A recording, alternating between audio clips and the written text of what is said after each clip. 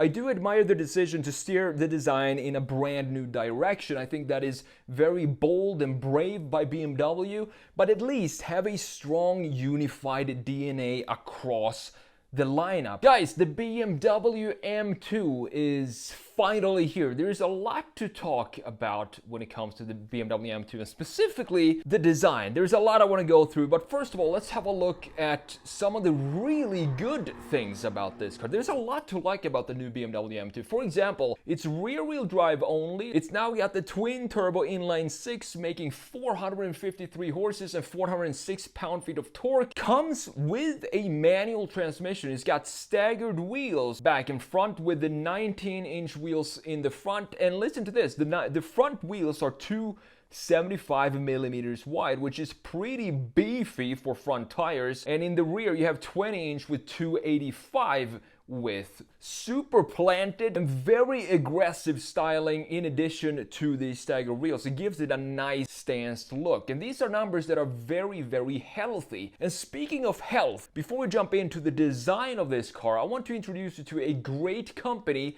and today's sponsor, Athletic Greens. I'm a huge fan of Athletic Greens because they empower people to take ownership of their own health. They believe that giving your body the nutrition that it needs should be simple. Athletic Greens creates products that address whole body health by delivering comprehensive daily nutrients and supporting long-term gut health. And their flagship product, AG1, is the embodiment of their mission, designed as a simple daily habit. It has 75 different ingredients, including vitamins, minerals, superfoods, probiotics, and adaptogens. It's your daily multivitamin and multi-mineral all in just one scoop. I drink my AG1 first thing in the morning, and don't let the color fool you. It actually tastes pretty good, and it's a pretty effortless daily habit. Just one scoop or travel pack of AG1, 8 ounces of water every day, and that's it. I work out on a daily basis and I want my body to be able to recover quickly, and AG1 helps with that because it's packed with superfoods including magnesium, which helps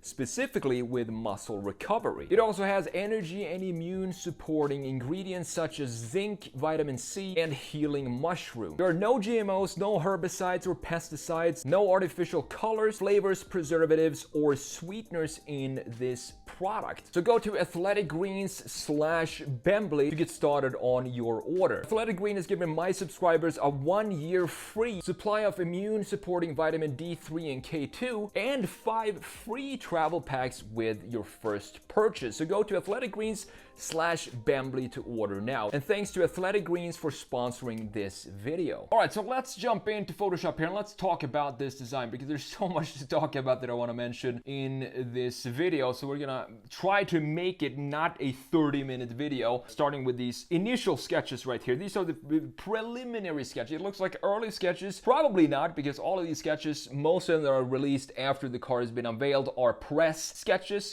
that have been done after the car has already been designed and finished. But have a look at this front end, for example. We have a nice design of the kidneys. We don't have the big vertical kidneys that we've seen so much in current BMWs, new BMWs. You have them in a lot of models, but here they stretched it out in this way. They stretched it out horizontally, and that's what you want to see in a BMW because it gives it this nice wide look and it gives it this aggressive stance in the front end as well. But look at these intakes right here. Even in the early sketches, very boxy design all around this car, and I think that is that is what BMW is moving into right now. They're taking away from the automotive design or the emotional design and morphing into product design in their cars. They do have some issues with their design identity at the moment because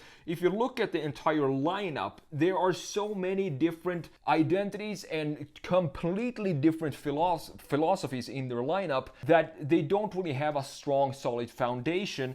But this looks like it could have been a very cool looking car. There are a couple of things that I would like to change in this BMW M2. I've made a couple of redesigns of the new 2 Series to turn it into what I think a new M2 could look like, both in the front and the rear, while still keeping a new brand new design identity for BMW, but keeping the elegance that we're used to seeing from BMW. But have a look at these these rear end sketches. We have so many different variations of just the bazooka tailpipe right here. For example, this has a solid rocket launcher in the middle, and so does this. A single exhaust centered in the middle of the rear end. And then we have a third option with an exhaust almost a little to the side, maybe a little retro style of that positioning of the tail of the exhaust pipes. But I'm really glad that they went with the quad tailpipes like we have in the production version. Looking at the side here, for example,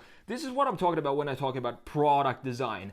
So the difference between product design and automotive design, in my opinion, is that automotive design is supposed to, when you look at a car, when you first see a car, you want to be hit with an emotion. And I think that's what separates car design from product design. If you look at a lamp, for example, it doesn't really give you an emotion when you look at it. But when you look at a car, you kind of know the personality of the car when you look at it.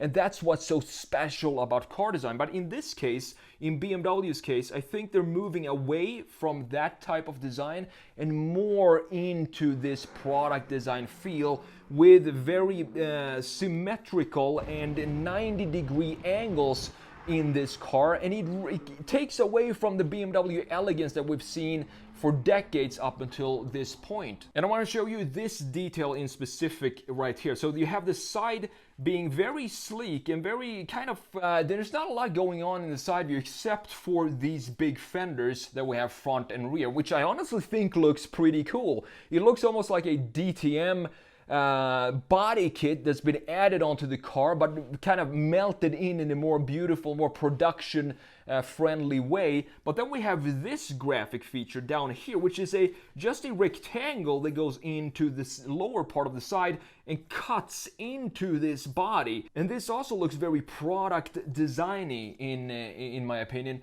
And then we have the rear end, which we're going to talk a lot more about when we look at the actual car. Moving into the front view, we still have this boxy design here, as you can see, and this is kind of pretty much what went into production as well. I do like these sketches a lot. I think this specific side view looks really fresh with these integrated fins in the rear end. Very cool design, but I think it lost this coolness transitioning into production. So let's have a look at the front view. So what I want to do here is compare the new M2 to the old one, the previous generation, because these are like night and day when it comes to design philosophy.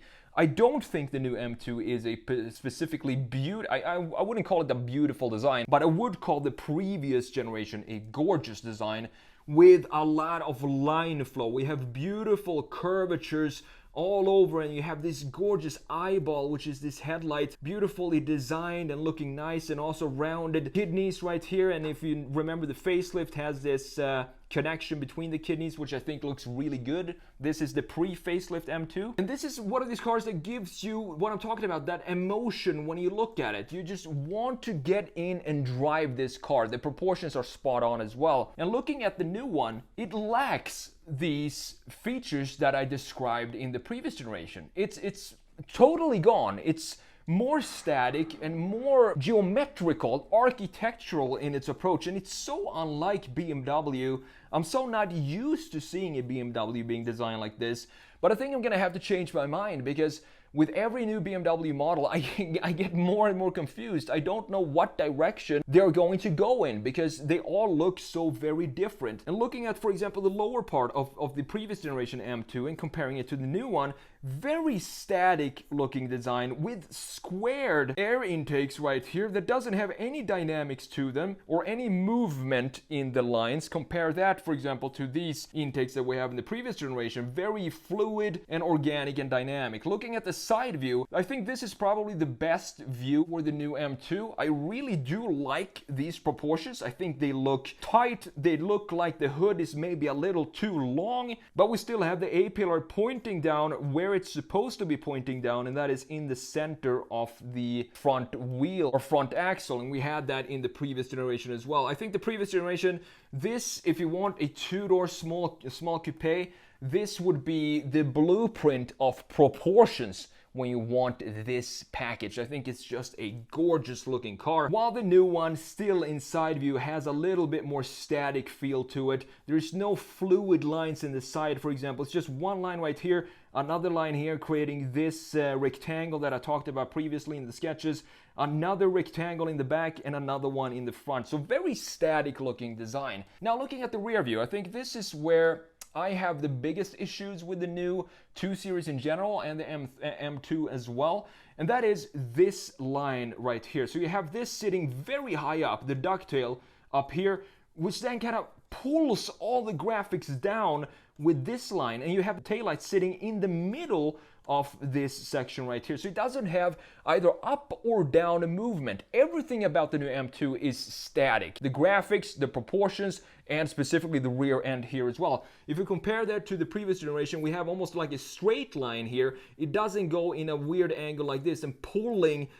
all the graphics just pulls down with this line. It makes it look almost saggy in the rear, and that is not something you want to hear about a BMW. Here you can see that the taillights are kind of pointing upwards, giving it like a facelift in the rear. This just looks a lot more fresh than this one. This looks like a product. This looks like an actual BMW M car. Now, last but not least, I want to talk about the interiors here as well before I jump to my final thoughts on the BMW M2.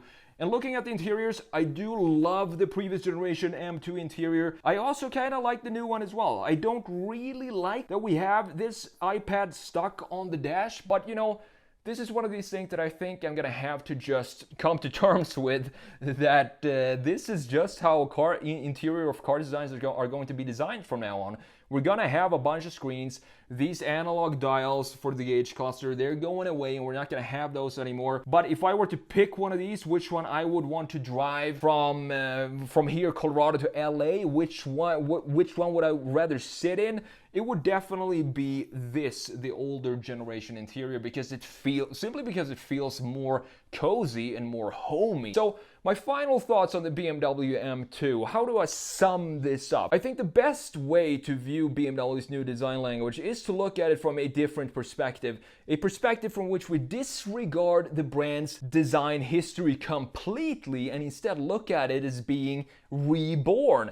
I do admire the decision to steer the design in a brand new direction. I think that is very bold and brave by BMW, but at least have a strong unified DNA across the lineup. The BMW M2 could potentially be a cool looking car if it wasn't tainted by the previous generations of BMW elegance, because now we know what beauties BMW is capable of creating, and this just doesn't feel like that is in this new BMW M2. But if you're going to erase the past, make sure the future has a solid foundation. And unfortunately, I don't think BMW is there at the moment with its current design philosophy.